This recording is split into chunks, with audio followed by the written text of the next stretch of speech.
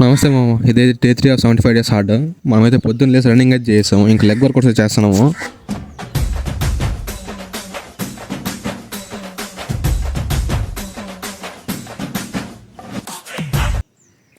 అలా అది కంప్లీట్ చేసుకుని రివర్స్లో అయితే పుల్అప్స్ అయితే కొట్టామన్నమాట లెగ్స్తో.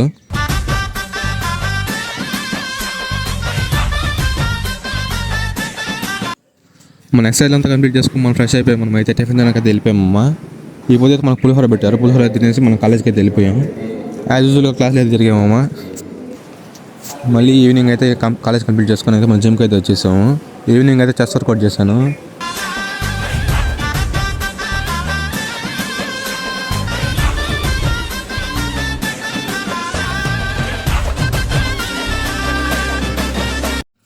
ఈ పొద్దు అయితే బుక్ చదవలేకపోయామమ్మా. కాలేజ్లో అయితే వర్క్ ఉంది, మనకైతే అసైన్మెంట్లు ఇచ్చారు. అవి రాసుకుంటూ మనం అయితే ఇంకా రామాయణం అయితే విన్నాను.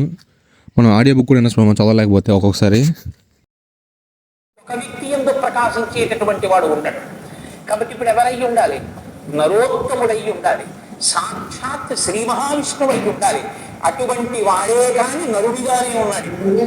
ఆయన విష్ణు అంటే ఆయన అంగీకరించాడు. ఆయన నేను నరుణ్ణి అంటాడు, నేను దాశరథిని అంటాడు, నేను దశరథ మహారాజు కొడుకునయ్యా అంటాడు. నరుడిగా ఈ లోకంలో తిరుగుతున్నవాడు ఉన్నాడు. అటువంటి వాడి గురించి చెప్తాను, జాగ్రత్తగా వినన్నాడు. ఇది సంక్షేప రామాయణం. ఇది మన డే 3 ఫోటో అనమాట. అది మా డే 3.